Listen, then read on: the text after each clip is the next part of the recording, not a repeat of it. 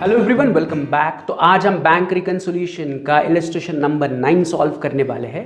तो फटाफट उसे पढ़ते हैं, राइट, डेबिट क्रेडिट मार्क करते हैं, फॉर्मेट बनाते हैं, सॉल्व करते हैं। तो शुरुआत कर रहा हूं from the first line. On 31st March 2018 bank passbook of mister Ravi showed a credit balance of 16,700।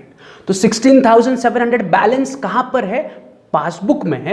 But किस प्रकार का बैलेंस है? इज इट ओवरड्राफ्ट या बैंक बैलेंस? तो उन्होंने कहा it is a credit balance. आपके पासबुक में क्रेडिट बैलेंस है। तो I need to understand credit debit, ठीक है, अगर क्रेडिट बैलेंस है, डेबिट बैलेंस है, बट वो है क्या exactly? Is it a bank balance और इज इट ओवरड्राफ्ट? तो उसके लिए मैंने नोट बनाया के दिया है आपको, तो उसी नोट को मैं यहां पर डिस्प्ले कर रहा हूं कि अगर डेबिट बैलेंस है कैश बुक का तो नॉर्मल बैलेंस है, अगर क्रेडिट बैलेंस है कैश बुक में तो ओवरड्राफ्ट है, पासबुक में डेबिट बैलेंस है तो वो ओवरड्राफ्ट है, एंड पासबुक में क्रेडिट बैलेंस है तो इट इज नॉर्मल बैलेंस। तो क्वेश्चन में देखो उन्होंने कहा है कि पासबुक शोज क्रेडिट बैलेंस, मतलब जो फिट होता है हमारे चौथे पॉइंट के साथ, credit balance as per passbook, यानी कि bank balance as per passbook. तो credit balance as per passbook को मैं सिंपली अपने लिए, अपने सहूलियत के लिए कहूंगा bank balance as per passbook. तो जो उन्होंने आपको दिया है कि passbook shows credit balance is nothing but bank balance as per passbook, तो मैं साइड में नोट डाउन करके रख रहा हूं bank balance as per passbook 16,700। तो बीआरएस स्टेटमेंट के लिए मेरा स्टार्टिंग पॉइंट बनेगा। तो जब हम बीआरएस स्टेटमेंट बनाएंगे तो bank balance as per passbook मेरा स्टार्टिंग पॉइंट बनेगा। It is not overdraft, it is what? It is bank balance, right. आगे बढ़ते हैं, मैं रफली कैश बुक एंड पासबुक का फॉर्मेट दिखा रहा हूं, राइट। पहले ट्रांजैक्शन से लेके 7वें ट्रांजैक्शन तक हमें हर एक ट्रांजैक्शन को एनालाइज करना है, डेबिट है या क्रेडिट है मार्क करना है। तो फर्स्ट ट्रांजैक्शन में कहा है cash of ₹8,500 drawn from his saving account has been shown in the current account in a cash book. तो उन्होंने कहा है कि मैंने 8,500 रुपए अपने सेविंग अकाउंट से निकाले। कहां से निकाले? सेविंग अकाउंट से निकाले, बट गलती से मैंने उसे कैश बुक में रिकॉर्ड किया कि मैंने एज अ करंट अकाउंट से निकाले। बैंक में हम दो तरह के अकाउंट ओपन कर सकते हैं। बैंक में करंट अकाउंट ओपन होगा for the purpose of business, या saving account is a personal account. Always remember, saving account is what? Personal account. तो मैंने पर्सनल अकाउंट से पैसे निकाले, राइट, तो जिसका अकाउंटिंग एक्चुअली बिजनेस में नहीं होना चाहिए, इस और पर्सनल अकाउंट से पैसे निकाले, तो why I should record it? ना वो पासबुक में यानी कि करंट अकाउंट के पासबुक में भी रिकॉर्ड नहीं होना चाहिए, ना ही वो कैश बुक में रिकॉर्ड होना चाहिए।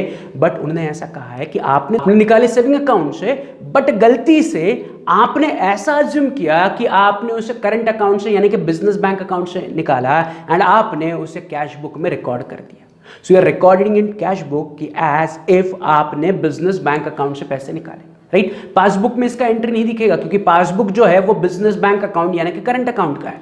तो मैंने करंट अकाउंट से पैसे निकाले ही नहीं, मैंने सेविंग अकाउंट से पैसे निकाले, तो उसकी एंट्री सेविंग अकाउंट के पासबुक में होगी जो हमारे पास नहीं है। सेविंग अकाउंट का passbook as a personal account, so वो बिजनेस के लिए मैटर नहीं करता है। बट गलती से मेरे दिमाग में ऐसा मिस रिप्रेजेंटेशन आया कि ये जो 8,500 रुपए निकाले मैंने करंट अकाउंट से निकाले हैं, एंड मैंने उसे कैश बुक में रिकॉर्ड कर दिया। मतलब पैसे निकालने की entry is recorded only in cash book. अब पैसे निकाले मतलब कैश बुक से पैसे आए या गए, या बैंक में पैसे आए या गए, तो बैंक से पैसे गए, तो मैंने गलती से पैसे निकालने की एंट्री कैश बुक के पेमेंट में की। क्यों पेमेंट में? क्योंकि पैसे निकाले, तो I will record it on the payment side. Yes और नो? कि मेरे दिमाग में ऐसा है कि मैंने बैंक से यानी कि बिजनेस बैंक से पैसे निकाले, तो मैंने उसे कैश बुक में रिकॉर्ड कर दिया कि बिजनेस बैंक से 8,500 रुपए निकाले। जब मैं रिकॉर्ड करूंगा तो मैं कैश बुक के पेमेंट पे रिकॉर्ड करूंगा। अब बस चेक करो, कैश बुक का payment is what? Cash book का पेमेंट इज क्रेडिट। तो सिंपल पहला ट्रांजैक्शन बन गया credit, right. Is this clear? कि मैंने सेविंग अकाउंट से पैसे निकाले, तो सेविंग अकाउंट से पैसे निकलने पर ना ही मुझे कैश बुक में रिकॉर्ड करना चाहिए, ना ही बैंक को पासबुक में रिकॉर्ड करना चाहिए, because saving account is a personal account. Is this clear? But गलती से मेरे दिमाग में ऐसा रिप्रेजेंटेशन आया कि मैंने उसे करंट अकाउंट से यानी कि बिजनेस अकाउंट से निकाला है, एंड मैंने उसे कैश बुक में रिकॉर्ड कर दिया। So I have recorded this transaction in cash book कि मैंने बैंक से पैसे निकाले। तो बैंक से पैसे निकालने की एंट्री मैंने कैश बुक के पेमेंट में लिखी, तो कैश बुक का पेमेंट इज क्रेडिट, इसलिए first transaction is credit, right. फिर दूसरा सिंपल है हमारे लिए, cheque amounting to 27,000 were deposited into bank for collection, out of which check amounting to 23,000 only credited up to 31st March 2018। Again हम 31st March 2018 का BRS बना रहे हैं। उन्होंने कहा कि मार्च महीने में आपने टोटल 27,000 रुपीज़ के चेक बैंक में जमा किए, उन 27,000 में से 23,000 के चेक जमा हो गए, 23,000 रुपीज के चेक जमा हो गए, तो आई एम नॉट इंटरेस्टेड कितने के चेक जमा हुए, आई एम इंटरेस्टेड कितने के चेक जमा नहीं हुए। तो 27,000 माइनस 23,000, 4,000 रुपीज के चेक अभी भी जमा नहीं हुए, तो मेरे BRS में 4,000 विल मैटर, नॉट 27,000, नॉट 23,000। कितने रुपए के चेक जमा नहीं हुए, 4,000 रुपए के।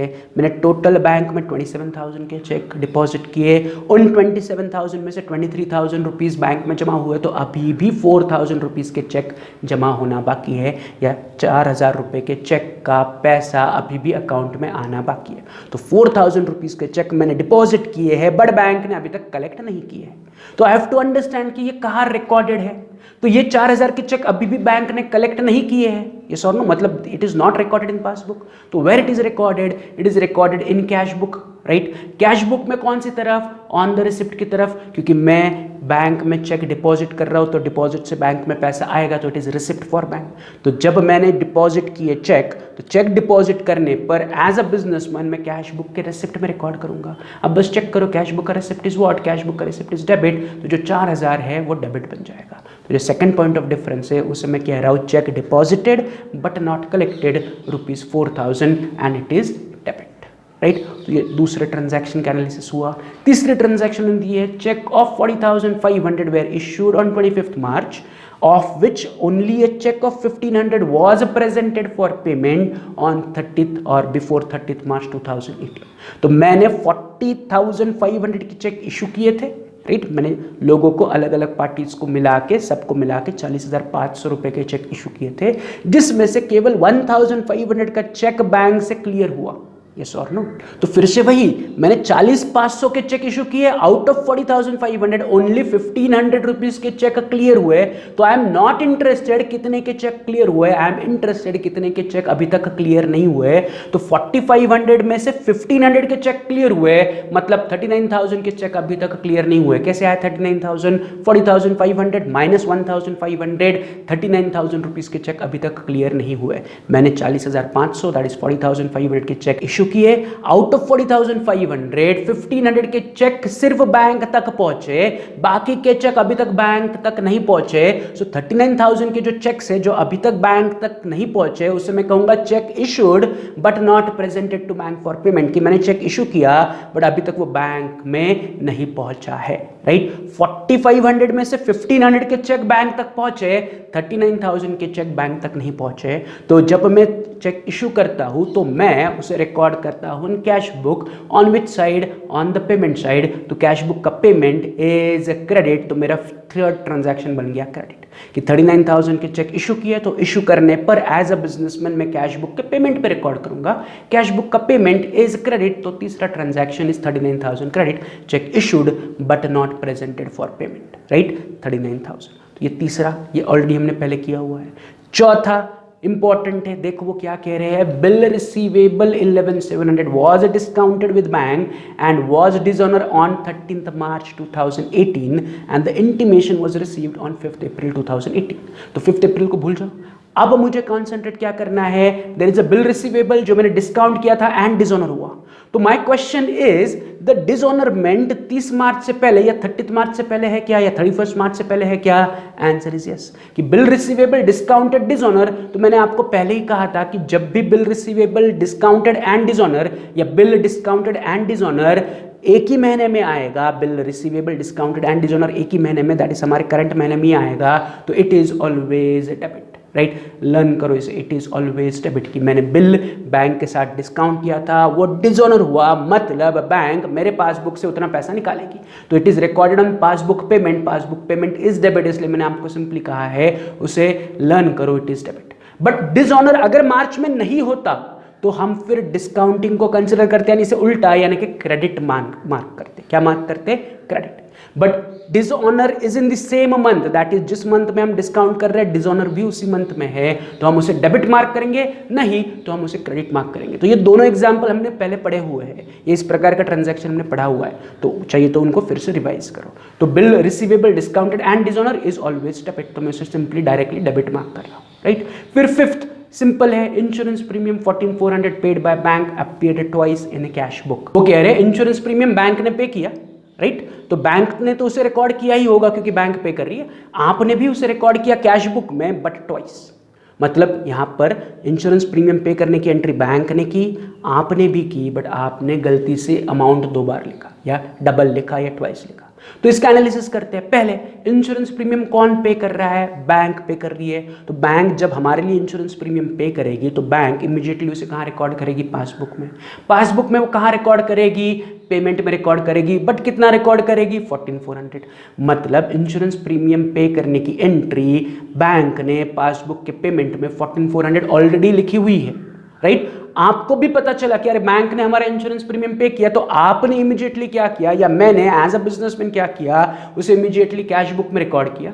कैश बुक में मैं कहां पर रिकॉर्ड करूंगा? बट ऑब्वियस पेमेंट में, बट मैंने 14,400 2 बार लिखा है, recorded the amount twice. Is this clear? तो मैंने एंड बैंक ने दोनों ने इंश्योरेंस प्रीमियम पे करने की एंट्री की। बैंक ने लिखा 1 बार, मैंने लिखा 2 बार। तो I just have to check कि ज्यादा कहाँ है। तो ज्यादा मैंने रिकॉर्ड किया है on cash book payment which is 14,400। तो जो 14,400 पासबुक का है एंड 14,400 कैश बुक का है, एक एक 14,400 कैंसिल हो गए, वो मैच हो गए।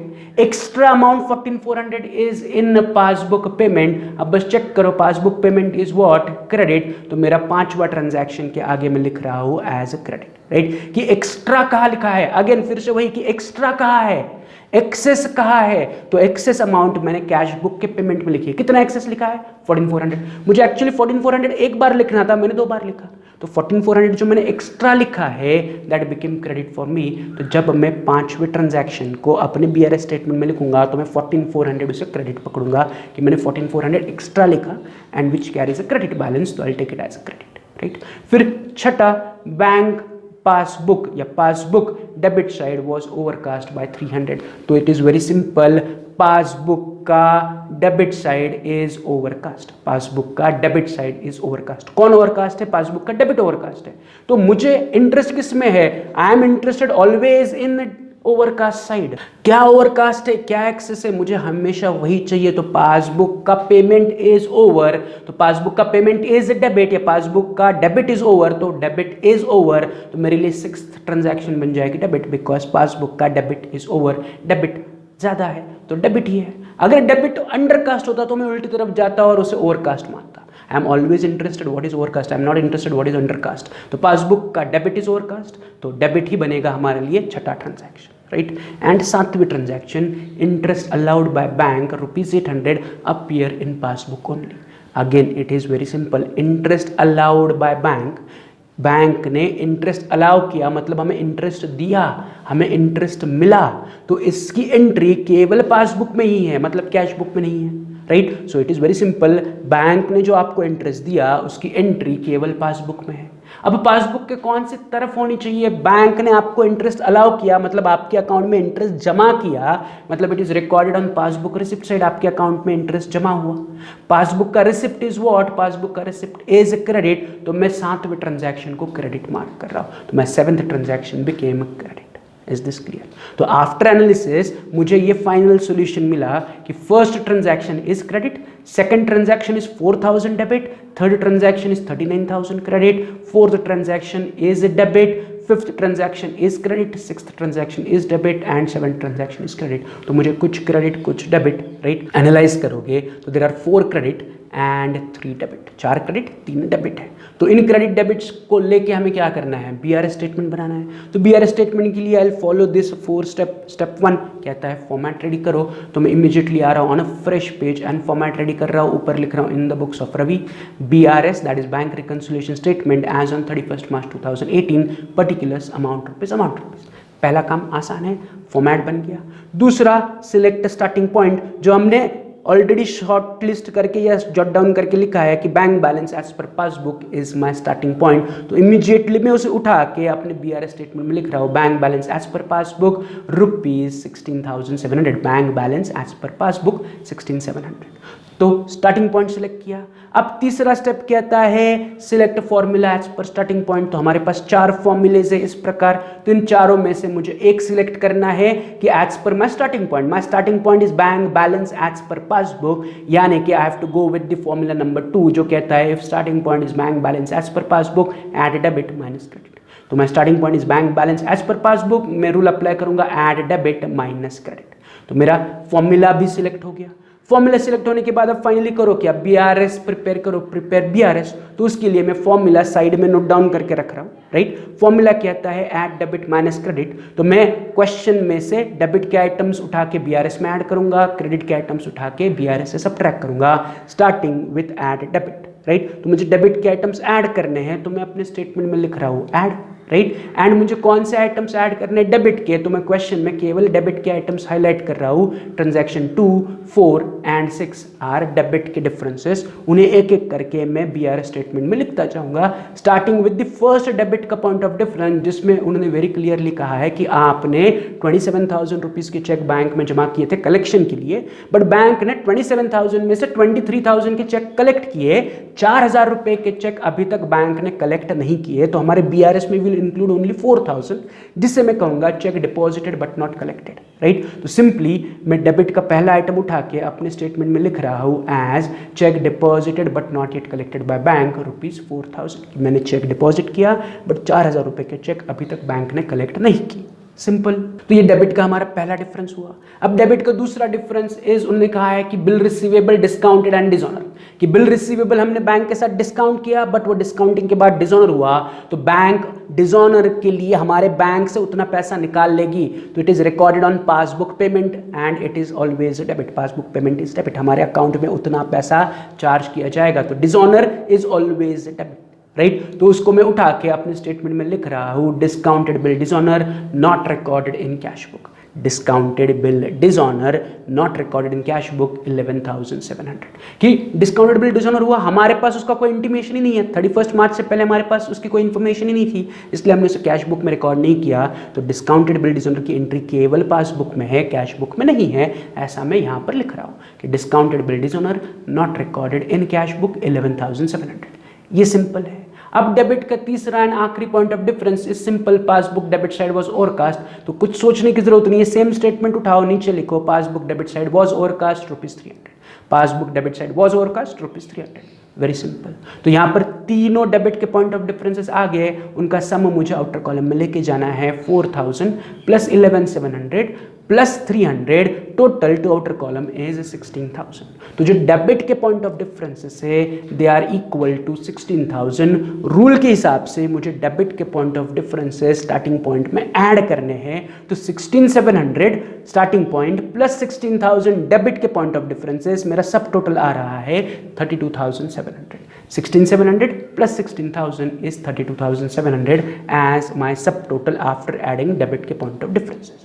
अब add debit के बाद second rule क्या है, माइनस क्रेडिट। यस और नो, रूल का सेकंड हिस्सा क्या है, माइनस क्रेडिट। तो मुझे क्रेडिट के डिफरेंसेस सब्ट्रैक्ट करने, तो मैं अपने बीआरएस स्टेटमेंट में लिख रहा हूँ लेस, राइट। कौन से डिफरेंसेस सब्ट्रैक्ट करने हैं, क्रेडिट के। तो क्वेश्चन में देखो क्रेडिट के हमारे पास 4 पॉइंट ऑफ डिफरेंसेस है, ट्रांजैक्शन 1, 3, 5 एंड 7, राइट। तो उन्हें एक एक करके मैं उठा के अपने स्टेटमेंट में लिख रहा हूँ। तो मैं क्रेडिट का पहला पॉइंट ऑफ डिफरेंस, जिसमें उन्होंने कहा है कि आपने 8,500 रुपये सेविंग अकाउंट से निकाले, गलती से उसकी एंट्री आपने कैश बुक में रिकॉर्ड की एज आपने करंट अकाउंट से निकाले, ऐसे, राइट, कि सेविंग से निकले पैसे बट आपने कैश बुक में उसे गलती से रिकॉर्ड कर लिया। तो मेरा पहला स्टेटमेंट फॉर क्रेडिट का point of difference is cash withdrawn from saving account wrongly shown in cash book ₹8,500। कि मैंने सेविंग अकाउंट से पैसे निकाले, रॉन्गली मैंने उसे कैश बुक में रिकॉर्ड कर दिया। एक्चुअली सेविंग अकाउंट से निकालते वक्त या पैसे निकालोगे तो वो ना पासबुक में आना चाहिए ना कैश बुक में आना चाहिए, दैट इज पर्सनल ट्रांजैक्शन।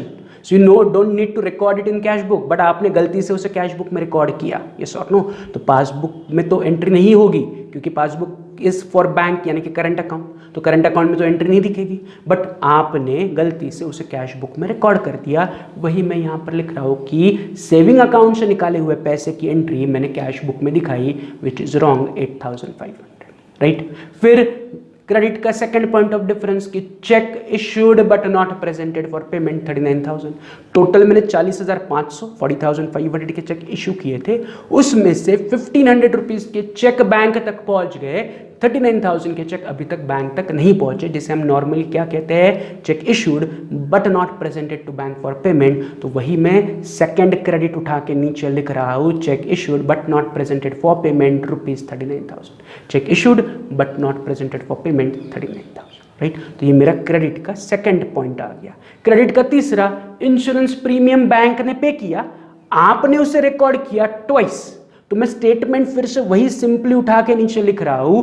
तीसरा क्रेडिट का आइटम में लिख रहा हूं, insurance premium paid by bank recorded twice in cash book 14,400। Insurance premium paid by bank recorded twice in cash book, simple सा स्टेटमेंट, राइट। एंड अब फाइनली क्रेडिट का आखिरी पॉइंट ऑफ डिफरेंस जिसमें लिखा है कि interest allowed by bank appeared in passbook only. Bank ने आपके अकाउंट में इंटरेस्ट जमा किया जिसकी एंट्री केवल पासबुक में है, तो उसका स्टेटमेंट भी सिंपल है। तो क्रेडिट का चौथा स्टेटमेंट में लिख रहा हूँ, interest allowed by bank recorded in passbook only या appeared in passbook only ₹800। Is this clear? तो ये क्रेडिट का चौथा डिफरेंस भी आ गया। So I am done with all the credit के डिफरेंसेस। अब क्रेडिट की टोटल मुझे आउटर कॉलम में लेके जानी है, तो 8,500 प्लस 39,000 प्लस 14,400 प्लस 800 ऐड करोगे तो टोटल आउटर कॉलम में आ रही है 62,700। कितना आ रहा है? 62,700। तो क्रेडिट के पॉइंट ऑफ डिफरेंसेस का टोटल इज 62,700। रूल के हिसाब से मुझे क्रेडिट के पॉइंट ऑफ डिफरेंसेस सब्ट्रैक्ट करने हैं, तो 32,700